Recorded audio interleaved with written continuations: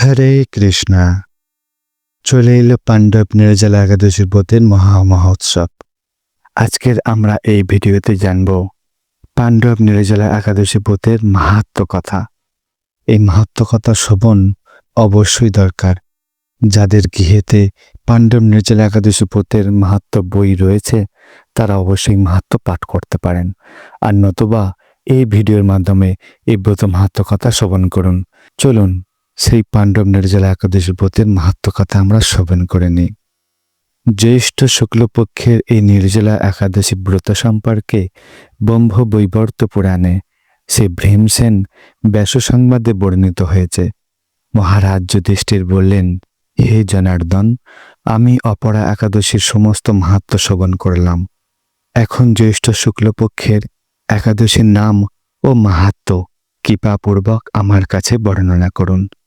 ভগবান শ্রীকৃষ্ণ বললেন, এই একাদশীর কথা মহর্ষি ব্যাসদেব বর্ণনা করবেন, কেননা তিনি সর্বশাস্ত্রের অর্থ ও তত্ত্ব পূর্ণরূপে জানেন। রাজা যুধিষ্ঠির ব্যাসদেবকে বললেন, হে মহর্ষি দ্বৈপায়ন, আমি মানুষের লৌকিক ধর্ম ও জ্ঞানকাণ্ডের বিষয়ে অনেক শ্রবণ করেছি। আপনি যথাযথভাবে ভক্তি বিষয়িনী কিছু ধর্মকথা এখন আমায় বর্ণনা করুন। শ্রী ব্যাসদেব বললেন, হে মহারাজ, তুমি যেসব ধর্মকথা শুনেছ, এই কলিযুগের মানুষের পক্ষে সে সমস্ত পালন করা অত্যন্ত কঠিন। যা সুখে সামান্য খরচে অল্প কষ্টে সম্পাদন করা যায়, অথচ মহা ফল প্রদান করে, এবং সমস্ত শাস্ত্রের সার স্বরূপ সেই ধর্মই কলিযুগে মানুষের পক্ষে করা সেরেও। সেই ধর্মকথাই এখন আপনার কাছে বলছি। উভয় পক্ষের একাদশী দিনে ভোজন না করে উপবাস ব্রত করবে। দ্বাদশী দিনে স্নান করে শুচিশুদ্ধ হয়ে নিত্যকৃত্য সমাপনের পর শ্রীকৃষ্ণের অর্চন করবে। এরপর ব্রাহ্মণদেরকে প্রসাদ ভোজন করাবে। অশৌচাদিতেও এই ব্রত কখনো ত্যাগ করবে না। যে সকল ব্যক্তি স্বর্গে যেতে চায় তাদের সারা জীবন এই ব্রত পালন করা উচিত। পাপকর্মে রত ও ধর্মহীন ব্যক্তিরাও যদি এই একাদশী দিনে ভোজন না করে তবে তারা যমযাতনা থেকে রক্ষা পায়। শ্রী ব্যাসদেবের এসব কথা শুনে গদাধর ভীমসেন অশ্বত্থ পাতার মতো কাঁপতে কাঁপতে বলতে লাগলেন, হে মহাবুদ্ধি পিতামহ, মাতা কুন্তী, দ্রৌপদী, ভ্রাতা যুধিষ্ঠির, অর্জুন, নকুল ও সহদেব, এরা কেউই একাদশীর দিনে ভোজন করে না। আমাকেও অন্ন গ্রহণ করতে নিষেধ করে, কিন্তু দুঃসহ ক্ষুধা যন্ত্রণার জন্য আমি উপবাস করতে পারি না। ভীমসেনের এরকম কথায় ব্যাসদেব বলতে লাগলেন, যদি স্বর্গাদি দিব্যধাম লাভে তোমার একান্ত ইচ্ছা থাকে তবে উভয় পক্ষের একাদশীতে ভোজন করবে না। তদুত্তরে ভীমসেন বললেন, আমার নিবেদন এই যে উপবাস তো দূরের কথা, দিনে একবার ভোজন করে থাকাও আমার পক্ষে অসম্ভব, কারণ আমার উদরে বিক নামে অগ্নি রয়েছে। ভোজন না করলে কিছুতেই সে শান্ত হয় না। তাই প্রতিটি একাদশী পালনে আমি একেবারেই অপারগ।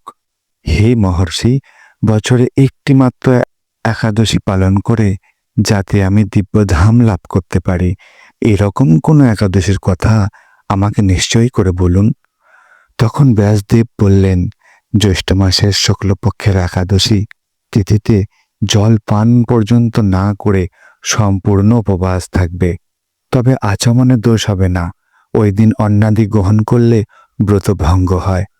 একাদশীর দিন সূর্যোদয় থেকে দ্বাদশীর দিন সূর্যাস্ত পর্যন্ত জলপান বর্জন করলে অনায়াসে 12টি একাদশীর ফল লাভ হয়। বছরের অন্যান্য একাদশী পালনে অজান্তে যদি কখনো ব্রত ভঙ্গ হয়ে যায়, তাহলে এই একটিমাত্র একাদশী পালনে সেই সব দোষ দূর হয়। দ্বাদশী দিনে ব্রাহ্ম মুহূর্তে স্নানাদি কার্য সমাপ্ত করে শ্রীহরির পূজা করবে। সদাচারী ব্রাহ্মণদের বস্ত্রাদি দানসহ ভোজন করিয়ে আত্মীয় স্বজনের সঙ্গে নিজে ভোজন করবে। এরূপ একাদশী ব্রত পালনে যে প্রকার পুণ্য সঞ্চিত হয়, এখন তা শ্রবণ করো। সারা বছরের সমস্ত একাদশীর ফলই এই একটিমাত্র ব্রত উপবাসে লাভ করা যায়।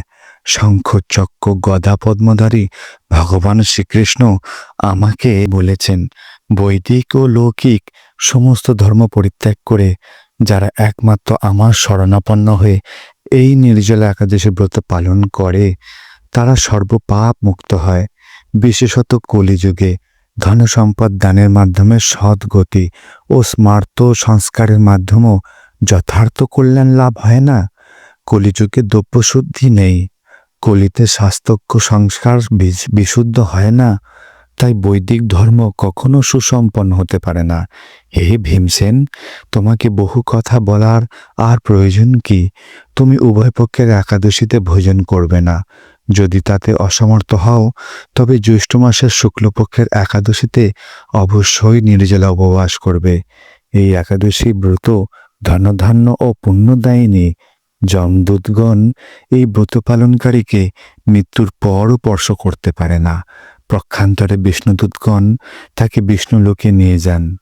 শ্রী ভীমসেন ওই দিন থেকে নির্জলা একাদশী ব্রত পালন করতে থাকায় এই একাদশী পাণ্ডব নির্জলা বা ভীমসেনী একাদশী নামে প্রসিদ্ধ হয়েছে।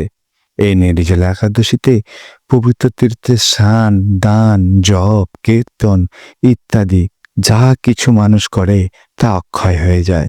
যে ব্যক্তি ভক্তি সহকারে এই একাদশী মাহাত্ম্য পাঠ ও শ্রবণ করেন তিনি বৈকুণ্ঠ ধাম প্রাপ্ত হন। দেখুন, নির্জলা একাদশী ব্রতে মাহাত্ম্যের এমন ফল রয়েছে, এমন মাহাত্ম্য রয়েছে, তাই আশা করি আপনাদের এই মাহাত্ম্য পাঠ শ্রবণ করে খুব ভালো লেগেছে। তাই আশা করি আপনারা সবাই এই নির্জলা একাদশী খুব সুন্দরভাবে সুষ্ঠু এবং নিষ্ঠা সহকারে পালন করবেন। ভালো লাগলে ভিডিওটি বেশি করে শেয়ার করবেন।